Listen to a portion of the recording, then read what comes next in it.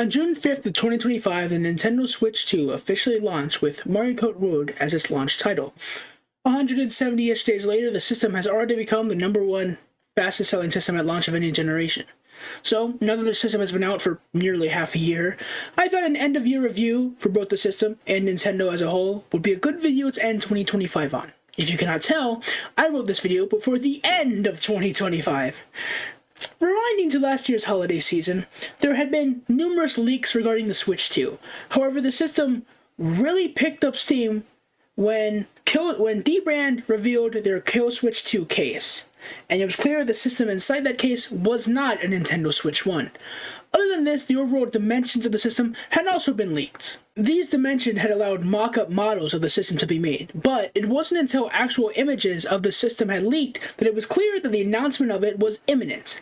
This was, for me, an exciting time, and I thoroughly enjoyed keeping up with the leaks and rumors regarding the system. Maybe I'll make a whole video going over all the leaks, but for now, I like to focus on the system in a more official capacity. It was under good authority that the system would be revealed in January, and lo and behold, the trailer for the system was in January. Now, a lot of people don't like this reveal trailer, but I think it's actually pretty underappreciated, and I'd like to go over why. So, we start off with a Nintendo Switch floating in this CG void. So the Joy-Cons disconnect from the system and go off frame. Our focus is drawn to the actual system itself as it transforms into its successor. So, one of the reasons why I really like this is you get a close-up look of all the little differences of the system. So it really does highlight a lot of those minute differences that make the system different. And this is pretty clearly an example of Nintendo not wanting a Wii U situation. We see every minute difference during this transformation. It's clearly not the same system. And if there is any skepticism, as soon as we see the Joy-Cons be revised, when they connect, we see a big 2. This entire trailer might not have been the most exciting reveal, but, I mean, they couldn't exactly do the Switch 1 reveal again. It was pretty clear what was going on there. Now, instead, they went for a different kind of approach, where they just showed us all the differences of the system and made sure we knew that this was the second system. We also got to look at Mario Kart, and that was about it. A date was given for a Nintendo Direct regarding the system, and we had a little information about how it would work as well. Now, at the time, I frequently liked to check the Switch 2 website to see when it would be updated. For some reason, I couldn't get Internet Archive to archive the website as it was when it got its first major update. It kept saving the first version of the website.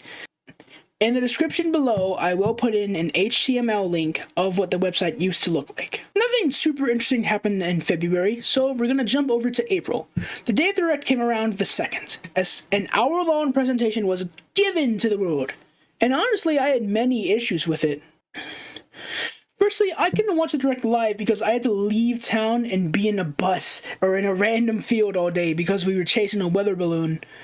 When I got home, I was already in a bad mood, but had begged my classmates to not spoil the Direct for me because they were watching it on their phones. I wanted to react to the Direct in one take, but obviously that didn't happen, and numerous interruptions just further soured my mood. So the Direct started with Mario Kart, revealing the name of the game, as well as it being the launch title of the system.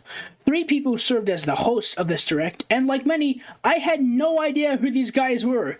Given what we were told, they were definitely pretty important to the development and production of the system, but it was weird starting a Direct with, as far as Direct hosts go, new faces. Regardless, they introduced themselves and the Direct continued. After announcing a separate Mario Kart Direct, the question of what the C button was finally answered. Now, several plausible explanations had been given. I mean, it wasn't for gameplay, the button is too flat. People were saying the C stood for chat, or maybe for cursor to turn it into mouse mode. As it turned out, it did stand for chat, and, it was really predictable, and we first got a look at Nintendo's knockoff Discord call system. Now, it's clear through this presentation, player-to-player interaction is a focus of the system as far as Nintendo is concerned. I mean, really, a built-in mic with noise canceling, a Switch 2 camera with a shutter, thank you Nintendo, and game chat being free for nearly the first year of the system's lifespan. Nintendo was really trying to push game chat, and we're clearly proud of it. I mean, I think it's funny that Nintendo is still to this day catching up with the competition, but didn't even implement a proper text chat system. Some more useful features were introduced, like how game share would work, which isn't exclusively a Switch 2 thing technically. Larger HD screen, 120Hz refresh rate, variable refresh rate, HDR support, improved speakers, 3D audio, 256 gigs of storage, 2 USB-C ports, improved write and read speeds, dock up to native 4K on a Nintendo console? But then, the first of many controversies plagued the console. A digital game was shown, seemingly almost like the introduction to the system, as a paid game. The name of the game didn't help at all. Now, people argue that the Japanese name of the game makes more sense, but getting to know your console is always a fun thing, and locking that behind $10 just isn't fun. Regardless, the Direct continued, and some nice things were revealed, such as the uses of express micro SD cards, which were much faster. This came at the expense of not being able to use non-express cards except for a system transfer. The new controller was revealed with improved sticks and an audio jack. Then the launch date was unveiled. Some other things of note were discussed, but I'm not even to the launch of the system, so we're going to talk about big things for now. Prime 4 was touched on with both a quality and performance setting, again, both are real for Nintendo. Drag X Drive was also announced, but we'll talk about that game later. An extended section of third-party support came up, namely ports of Elden Ring, Cyberpunk, Street Fighter 6, and a bunch of other stuff. There's also the addition of GameCube on NSO, exclusively on Switch 2. Then, after a quick Silksong tease, an exclusive Souls game was revealed, which will be out next year, aka this year, because I wrote this last year! Then Air Riders was revealed, and not to skip over it or invalidate it, but I feel like we need to talk about the next announcement. At this point in time, Odyssey had been out for over 8 years. It didn't receive any follow-up or substantial new content. Not that Balloon War isn't cool, it's just not, like, a ton of content. Hell, Cappy hasn't appeared in, to my knowledge, any other game. He's not even in, like, Mario Party or something. Then we got Bowser's Fury, something no one expected considering 3D World itself was 8 years old at the time of that release. But again, it wasn't like a new 3D Mario entirely. So, when the next announcement fades in, we see vibrant landscapes. It was clear this was a 3D platformer. Now, I incorrectly said it looked like a Banjo and Kazooie game, which is ironic, but I knew what we were dealing with as soon as I saw those minor monkeys. Now, before we continue, I'd like to address something. Lots of people believed the DK redesign was to be more in line with his movie appearance, but to my understanding, the more commonly believed narrative, and the one I personally also believe, is that the movie's redesign was to be more in line with how he'd appear in Bonanza and other subsequent appearances. Makes it a lot easier to sell merch and helps the movie from becoming dated immediately. Now, when DK was redesigned, some people did have some sort of feeling that this could mean a new game was coming up, but no one expected Bonanza. No one expected DK to swoop the 3D platformer title from Mario. After the generational reveal of Bonanza, they closed out the Direct quickly, which I took issue with. Now, Nintendo had said nothing about pricing. Not of the system, the games, accessories, nothing. In their entire 1 hour presentation, they did not once mention the pricing of any of the products they were selling. I mean, sure, they announced it immediately after the Direct, but it not being in the Direct felt purposefully sleazy. Some described it as Nintendo being unsure of the price point holding up to general audiences, so they excluded it being not entirely sure if that was the right choice. On top of this, people, Mario Kart World was $80, 80 United States dollars, 8080. This was incredibly insulting. Many, myself included, had suspected Nintendo would join the $70 game this gen. No problem, I mean it was entirely expected, but to jump prices by $20? I genuinely don't understand how Nintendo thought this was okay. So people started boycotting it immediately.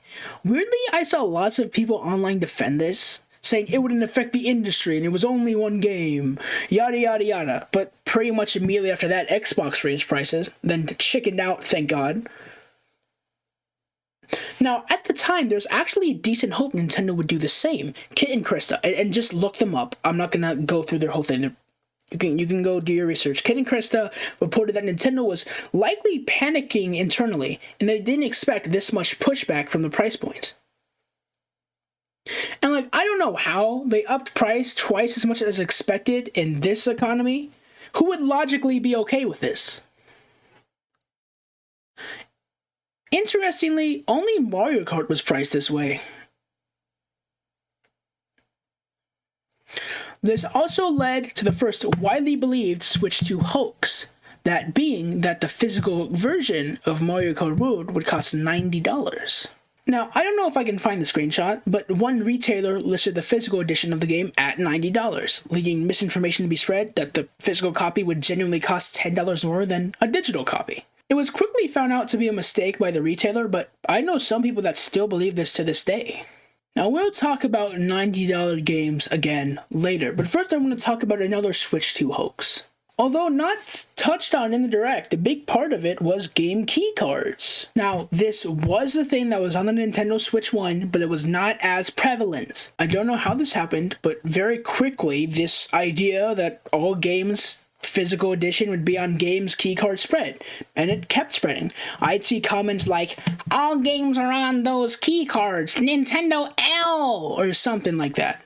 This is obviously not true. This started a repetitive cycle of torture for lots of people, including myself. People would spread misinformation, others would respond correcting them, they'd be called Nintendo glazers, Nintendo apologists, losers, etc. What made this cycle so painful is Nintendo didn't correct anybody. There never was a tweet by Nintendo like, "Hi all, we've recently heard about claims that all Nintendo Switch 2 games will be on game keycards. This isn't true." It is incredibly frustrating to watch a company refuse to defend themselves from slander. So random people have to uphold the truth and be insulted because of it. Now, of course, some of the game keycard hate was warranted. I mean, Switch game cards are proprietary. Only Nintendo manufactures them, and they're more expensive to make than discs. On top of that, Nintendo only offered one size of card for the Switch 2, that being 64 gigs. Now, this wouldn't be an issue if all games needed this amount of storage, but alas, this isn't universal. These cards are also really expensive, as earlier stated. On top of that, it makes no sense to buy them for a physical release of the game if it's 40 gigs too much. Nintendo's answer to this was the Switch 2 game keycard. The way they've talked about it is that it's an alternative to a regular cartridge, and these are clearly made to benefit publishers and not consumers. Nintendo has basically said as much. This is pretty upsetting. As of writing this video, there is a rumor going around currently that Nintendo is going to start producing smaller cards and offering them to publishers, and I really hope this rumor is true, as it will just purely benefit consumers who buy games physically. One game I was particularly excited for was Shadow Generations on the Switch 2. Now, I skipped out on the port for Switch 1 because I'm not the biggest Sonic fan, but I thought the game looked cool, and I was like, I just saw how it ran on Switch 1 and I wanted to wait. Now, unfortunately, I was pretty disappointed when I saw that the Switch 2 port of Shadow Generations is very dog shit, to put it lightly. Basically, they took the Switch 1 version of the game and upscaled it, and that's all they did. There's no work put in. It was not like they didn't take the master of the game, or whatever you want to call it, and work it down to be optimized to work on Switch 2 hardware. They just made the Switch 1 version slightly better. We also had a look at the Switch 2 UI through a section about accessibility on the website. It's like the Switch UI with just a little more. I was really hoping for a lot more, but meh. Then Trump fired off a bunch of useless tariffs that threatened the Switch 2's price point. Pre-orders got delayed, and things got pretty intense. Would Nintendo raise the price of their system? I mean, the price point was already a sore spot for several people, so raising it before launch? Now, Nintendo came up with a pretty good compromise. Raise all the prices of the accessories by $5 to $10 and keep the system's price the same.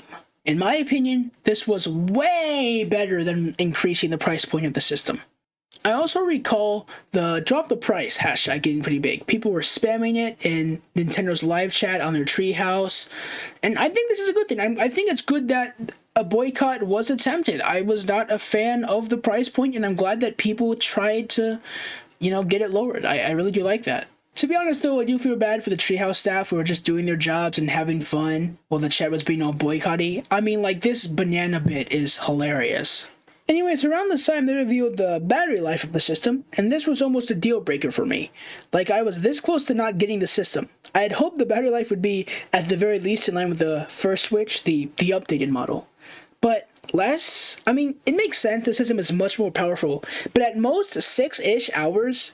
Maybe this is just a me thing, but like, when I'd like to take a handheld on a road trip, for example, I'd rather not feel the need to charge it twice on said road trip. Eventually, though, I obviously bought the thing. One major reason I did is because there is this scare of it increasing in price exponentially due to market conditions. I didn't want to miss out on like Galaxy 3 or something, I'm not gonna lie. Anyways, one thing the original Switch 2 website mentioned was there'd be in-person events where regular people could try out the system themselves, and some influencers and YouTubers got invited and they got to come out. So we got to hear opinions about the system outside of Nintendo or their staff, which was nice. This was pretty exciting at the time. I had issues pre-ordering, maybe I'll make a video on that later, but my package arrived 5 days late, so I had to wait a bit. Well, cue the unboxing montage.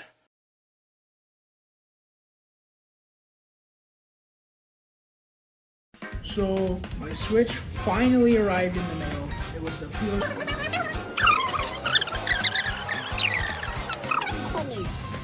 $30. $80 on home. Wow, that is really good. $30 on the shop.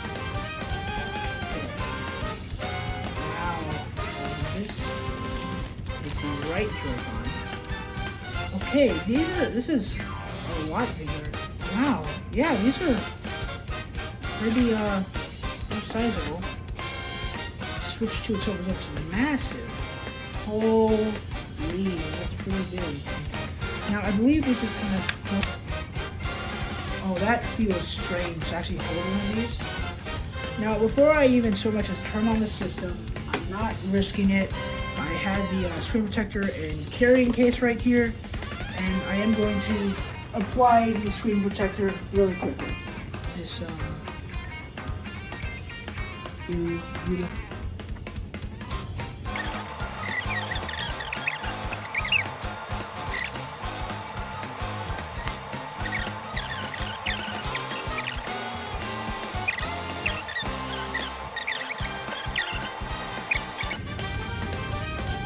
Oh, I accidentally turned it on. Oops. Asking for the Joy-Con frequency, which is fair. But right now I'm trying to get the air bubbles out, so.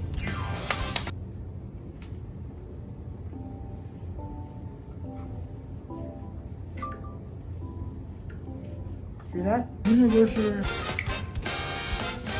Give me the Apple box. Off! I wanted to say I am sorry for how I treated you like half a year ago. Do you forgive me?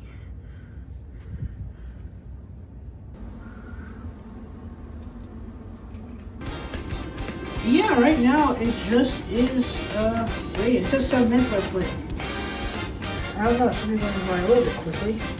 Weirdly enough, it did say some save data would be moved to the Switch 2, but would not remain on the Switch 1. Now, I believe the reason for that is because those games perform differently on the Switch 2, because one of them was Overwatch. And I know, Overwatch sucks, but like, I have a friend who likes to play with me, so every game we can play together. But if you look at Overwatch on Switch, and if you look at it on any other console, it looks significantly better on every other system. So that's my guess, is that since a lot of games on the Switch 2 had a lot of compromise so you can get to work on the system, and instead decided to just put the other console versions on here, I suppose, but I don't know. What's gonna happen? What is going to happen? I'm trying to keep it straight. I'm not gonna like flip it like crazy. I'm trying to, I apologize about that. That's gonna be annoying to edit. It's not something you think about. Oh, hot diggity nog! Hot diggity nog! Hot diggity nog! Hot diggity nog! To go to the home menu, press the home button. Oh, press the C button on accident.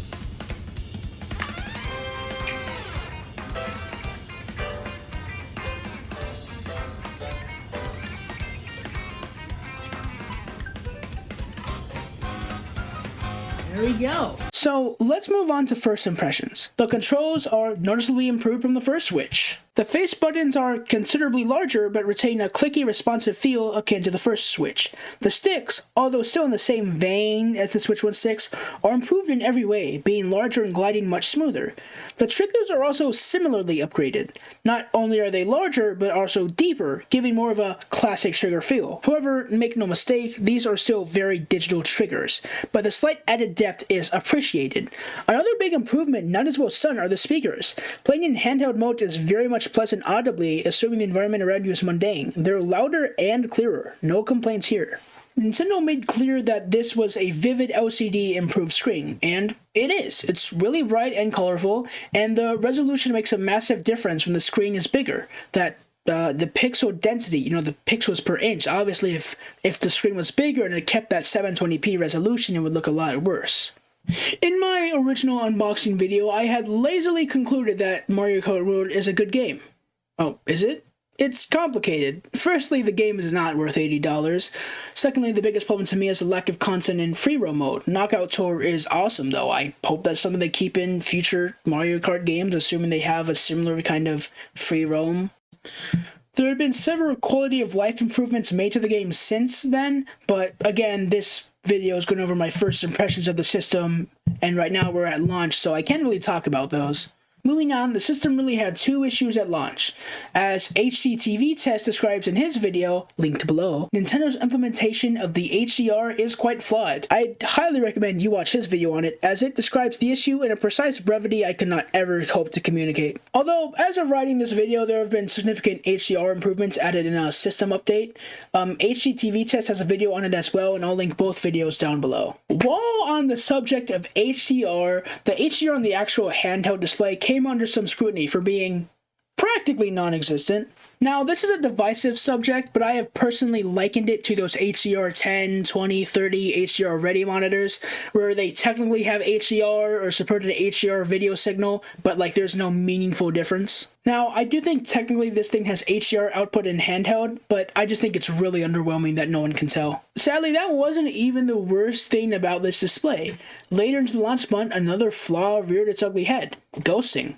I won't get into the technical stuff here, but ghosting is an effect on a display that leaves after images of past frames, distorting objects and making some games look like they have motion blur cranked to max or something. Considering the Switch 1's 720p pixel LCD screen did not have this problem, it makes it even more upsetting. To my understanding, this is because the panel's pixel refreshing is too slow to match the frames being displayed, so artifacts from previous frames persist. However, if this isn't an apt explanation, please feel free to correct me in the comments. I could be wrong. I'm not exactly an expert on this stuff. In Digital Foundry's video, they mentioned that a system update could mitigate the effect, but no such update has been released as of the writing and filming of this video. However, there has been some recent news regarding the ghosting. Some news of display units in Japan having new panels. It's all very new, and it just came out the pipeline, but it also comes from Digital Foundry to my knowledge. I'll link both videos down below as well. I know some people have issues with Digital Foundry, but they're the only group I've seen do an in-depth look at the technical side of the Switch 2, so their findings are still valuable. Back to June, people didn't like that the C button was useless without an NSO subscription, after the free availability of course. As one person put it, you have to pay to use the button, which I think this is a valid criticism. Can remap the button in settings, which to me makes this more of a non-issue. It's just another input you can use. People were also reporting their Joy-Cons drifting out the box, and at this price point was kind of unacceptable. However, the consensus I've seen online is that these were either faulty controllers, and in which case Nintendo would repair them. This kind of happened at the launch of a new system, or it was a big hoax started on Twitter. I lean more on the second, as I've often checked my stick alignment over the past year and haven't had a molecule of drift. One thing I will say is I once had a cable wrapped around one of the sticks here without noticing, and it was on there for like 20 minutes just holding it like this, and by the time I noticed, I checked the stick alignment and had no drift. So I just want to mention that also I only got drift on my first Switch 4 years into having it. Next up was the DK Direct. This was like the thing of June other than the launch of the system, right? This was the big thing, right? Other than the system itself, this was the thing, this was the big thing. So I skipped over the Mario Direct because it was kind of pointless. I did record a reaction of that Direct, but again, it was like, it's a pointless Direct. There's no reason really to watch it. I didn't record a reaction of the Bonanza Direct as I wasn't in the mood and just wanted to watch it like a normal human being. This is how you do a game presentation. This was really good stuff, streamlined into a shorter length Direct. If, like, of course the system's already launched, but if you want more knowledge on the game, or if you don't care about spoilers, it is a really good, really well, precisely efficient, like, put together Direct that gives you all the information you kind of need to know on the game. Finally, moving on to July, Bonanza came out. It was fucking awesome. Except for that final boss. Oh. And that's about it for July. Nope, seriously. July was really just Bonanza month. That's really all that happened that was noticeable. August had a couple notable happenings. Firstly, Nintendo announced another price increase for the peripherals due to market conditions. This one seemed a little less justified, as the tariff on Taiwan, where Nintendo manufactures the US supplies of Switch 2s, had, as my recollection, been resolved up to that point. But there are still enough economic epidemics to sort of see why they would do this, and again, I'd rather accessories get raised than the system itself. However, Nintendo made a decision I vehemently disagree with. I think it's just greed, I think it's just evil. They raised the price of the Switch 1 by $40. Now, Nintendo had expressed an interest to keep producing and supporting the Switch 1 as long as there was a consumer interest in it. But raising the price of an 8-year-old console is pure greed. Manufacturing costs lower as a system is in production longer. Factories get better at producing that object more efficiently and saving some money. One could argue this was no different than Xbox or Sony slowly raising prices in line with inflation, but it was really refreshing to see Nintendo just not do that. On top of that, it was clear they were still making a profit on the system, even during inflation back in the late 2010s. I mean, why would I buy a Switch from Nintendo when I could easily get one under its original MSRP by buying it used on eBay?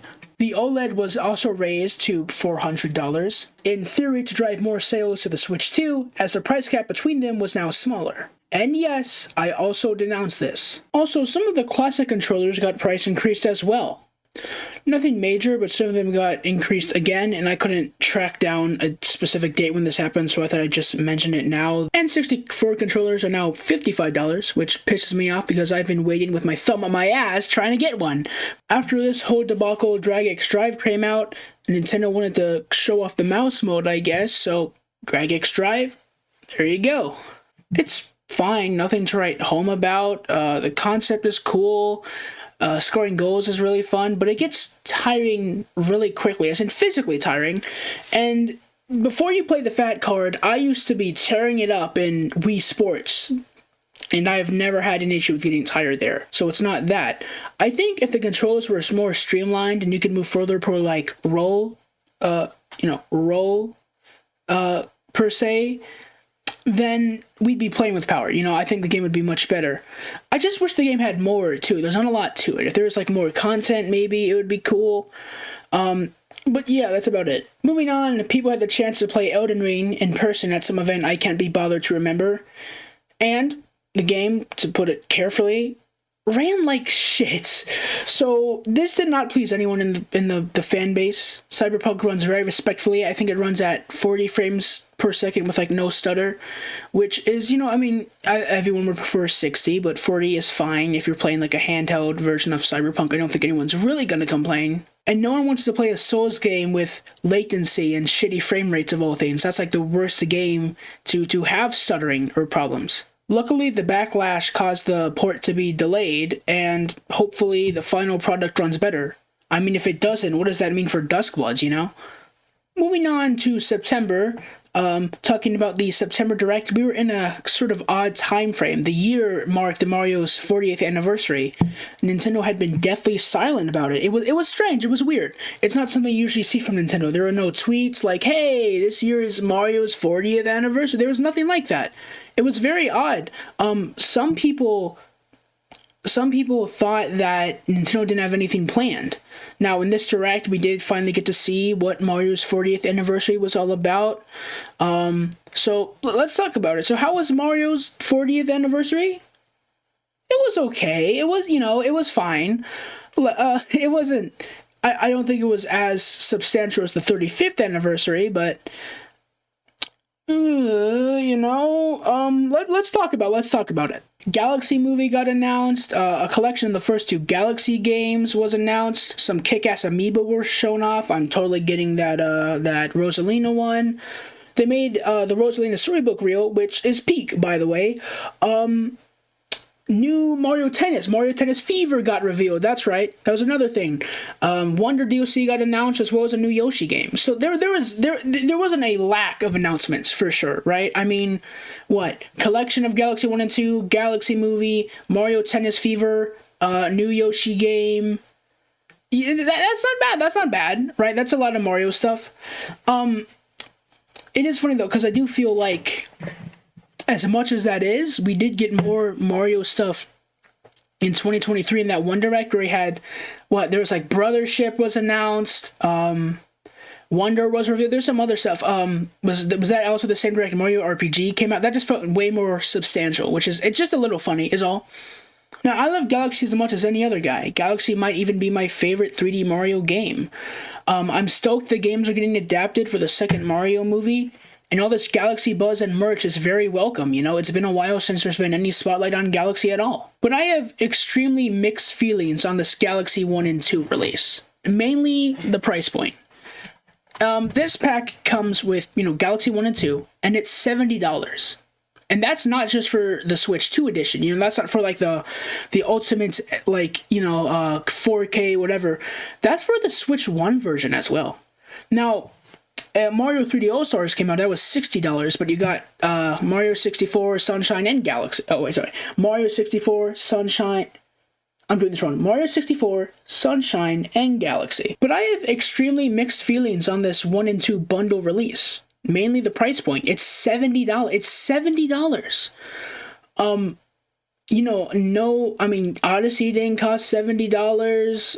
Wonder didn't cost $70. Breath of the Wild didn't. Tears of the Kingdom did, but it was like this really big release. And, it was kind of like this one-time thing for a lot of people. These games are like 15 years old, both of them, right? They're at least over 15 years old. I don't remember exactly. Galaxy 2 came out in 2010, I want to say. They're old, They're old games. And now, these are upscaled ports, and in all honesty, there is some more stuff going on that is appreciated. If you look at the side by side, there's some they've replaced some of the textures, they've redone some of the fonts. There's a lot of cool stuff in here, and these would be if that's all it was, these would be the definitive versions of the game, except for all the places where the environments are downscaled for some reason. And this isn't even a problem with the Switch 1 version. It's also a problem with the Switch 2, but it's not a problem with the hardware, because these textures that have been removed were in 3D All-Stars. So it's not like the Switch 1 hardware couldn't handle it for some reason. So for that reason alone, these are just not the definitive versions of these games for me. Moving away from Mario, we got another look at Tomodachi Life, Hyrule Warriors. Coming to Nintendo Classics. Virtual Boy. And wait. Go back. What was that last one? Can we run that one back? What? This genuinely shocked me. It was not something I had anticipated. I know people aren't privy on the price of the accessory, but here's my 2 cents. I want to play a Virtual Boy games in an as traditional way as possible. Let's look at my options. Yeah. Moving on, we also had... Yeah, I think we're getting the B-roll stuff now. No big first-party releases or massive ports. Which is upsetting, but sure. And I don't know what this is. So I'm sorry if I'm this is a massive thing. You don't know about this? No, I don't. Dude, I barely know what date. Wait. I was wrong. And we even got a release date. Sadly, this is where the Direct kinda loses me. The next big announcement was Bonanza DLC. The game had been out for about 2 months. I had beaten it. I wouldn't blame someone if they hadn't. This DLC was announced and released the same day. So, what's the issue? More Donkey Kong is good, right? Well, yeah, in theory, but the DLC releasing so close to the game's launch was kinda insulting. This could have been an extra mode unlocked after beating the game or something. And while some point out that the credits being different, this is a weak defense at best. It's evident that Nintendo had gathered parts of EPD to develop this DLC while Bonanza was being finished, but that doesn't mean it couldn't have been in the game. Why not just release the game 2 months later? Even ignoring this DLC cost $20, a far cry from something more reasonably priced considering the game wasn't even half a year old at the time. I know in this reaction I made it sound like I was going to pick it up, but I skipped on this one, and that sucks because I've heard it's a really fun roguelike mode, if not a little shallow in content. Anyways, let's just move on from this whole DLC scandal.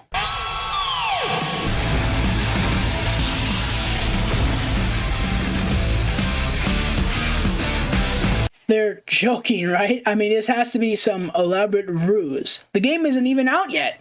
If it's priced at $20, that's a third of the base game. A whole third. Wait a minute. This is even more expensive than the Bonanza DLC? It's $30? That's half the price of the goddamn base game on Switch 1. What the fuck, Nintendo?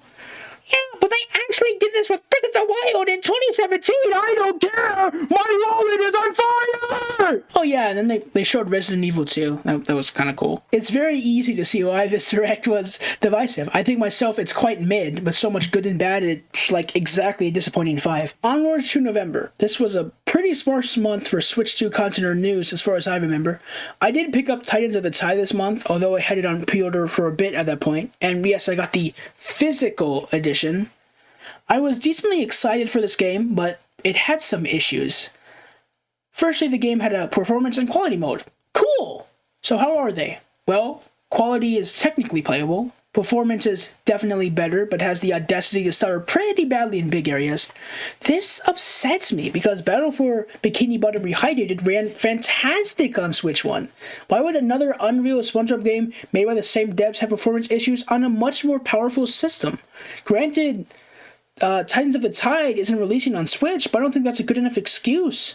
If Resident Evil, Cyberpunk, and Hogwarts Legacy can run on this thing, Titans of the Tide has no excuse whatsoever. Although this happened earlier in the month, I wanted to talk about the Galaxy Movie Direct now because it's a bit more substantial of something to end this November section on. I want to briefly touch on the trailer for the Galaxy Movie because in my initial reaction I seemed skeptical and upset with the trailer. I'd like to address that here. I think in retrospect, part of this cynicism stemmed from over half the trailer being one scene that had nothing to do with the Galaxy games or the theming of Galaxy. It was just one lone scene. The first Mario movie got away with this because there were no expectations and we hadn't even seen the animation style yet. To put it bluntly, it was a different scenario where drawing out scenes was a little bit more acceptable. You know, that was the first time we got to look at any kind of Mario movie, so just even seeing, you know, that felt more substantial. But now we know the animation style, we know what the movie's gonna look like. I just didn't appreciate it. It's just like one lone take of a joke that doesn't really land for me. My reaction to Brie Larson as Rosalina was pretty negative, and I'd like to talk about why. I really think Rosalina's voice is an integral part of her character. It perfectly complements her gentle and protective demeanor. Because of this, I was really hoping Mercedes Rose would return to voice the character, or that they would at least hire an actor that would imitate Rosalina's voice. However, looking back, it could have been way worse. Some people's casting choices were abhorrent and nonsensical. I consistently saw Taylor Swift, Scarlett Johansson, Florence Pugh, and Sabrina Carpenter, of all people, up as potential picks for the movie. All of these choices are baffling to me because none of them fit at all. It seems like every time I see a new casting choice, it would only get worse. Okay, this is not a joke. This actually happened. I saw one dude theorize it would be Cynthia Erivo because the Galaxy trailer was set to air with Wicked 2 in theaters. Like, because it... So because Cynthia Erivo is in Wicked 2 and the Galaxy movie aired with Wicked 2. This was before it came out, obviously. Because it was, you know, it was going to be shown at the showtimes that it would be Cynthia Erivo. I don't think the guy understands how movies, casting, or animation work at all, so I have no clue how he came to that conclusion, but more power to him. Looking back, Larson has enough vocal range over her own voice to deliver more gentler tones and commanding lines. She wasn't a bad choice, I just think it should have been more in line with the games, and obviously I got carried away with that. I also would like to address something. I claimed Brie Larson was a fake Nintendo fan. I believed this because, as I personally recall, it had seemed like she had only said that because she wanted to play Samus in a live-action adaptation, purely for her own gain, because who wouldn't want to roll like that under their belt? After I posted the video, I eventually looked into it, and I was totally wrong. She's been posting about Nintendo games and consoles for a long time, and none of them in a weird celebrity or PR manner like how The Rock does with In-N-Out. She definitely is a Nintendo fan, and I apologize for getting that wrong. That's totally on me. Finally, on to December. Of course, this month started off with the mythical release of Metroid Prime 4 Beyond, a game 18 years in the making that had been in active development for about 8. Seeing this game finally released was surreal. I didn't have it on pre-order, but refused to not have it on launch day. I woke up at like 7 feeling like shit and went to Walmart. And for some reason they didn't have it on shelves until a specific time. So I had to order it from Walmart and had woken up early for nothing. I was so excited.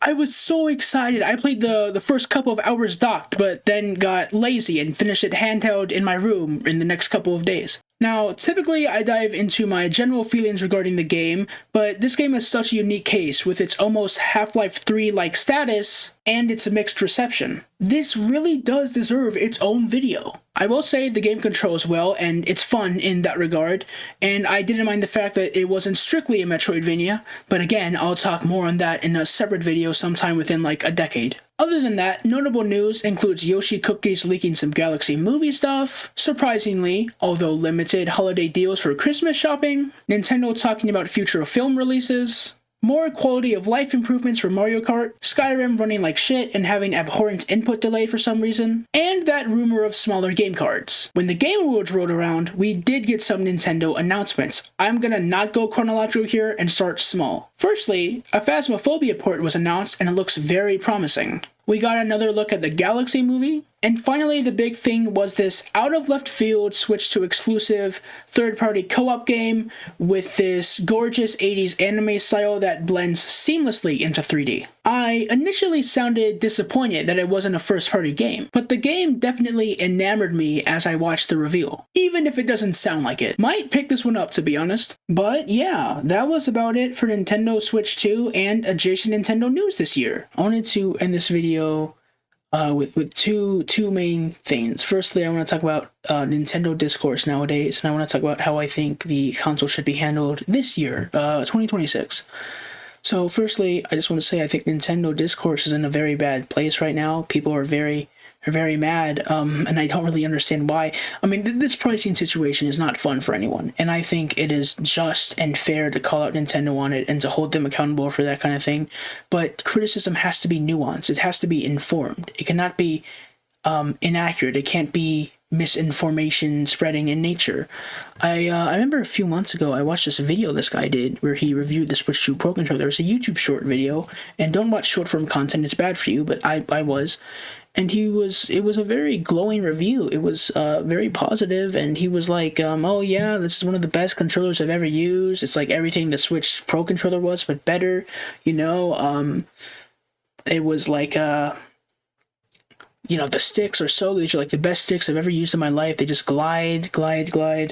And yeah, and he was having a time with it, and I looked in the comments, and I saw stuff like, you must not use a lot of controllers if you think this is the best one, or you think this is the best controller, and you know, I can guarantee that none of these comments have even been within 30 feet of one of these controllers, and that these are the kind of people who will dog on the Switch Pro Controller, but will turn around the next day and buy a $200 Xbox controller. And, you know, I think that this weird hatred and misinformation spreading of Nintendo is a very bad situation that's taken the storm. There are lots of things that are going on right now, and we need to address them, but we also need to be nuanced. And I hope people will realize that, and we will have more nuanced discussion and debate, and not just like frenzy arguing.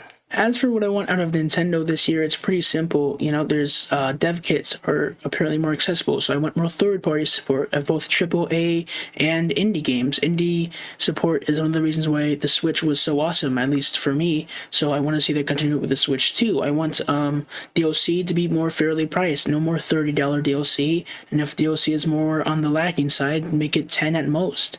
You know, don't just keep ripping off your people. If this smaller game card size thing is true, then do that as well. Make sure that more physical releases do have truly physical releases for the people that do like that. I didn't get Mario Kart Road physical because I couldn't justify spending $80 on it. So just stuff like that, you know, I want to see Nintendo do that. And thank you guys so much for watching this video if you did all the way through. I highly doubt anyone did, but, you know, I hope you have a good rest of your day. And, you know, if you believe in any of that New Year's garbage, I hope you have a happy New Year's and you meet your goals if you have any. So thank you guys so much for watching.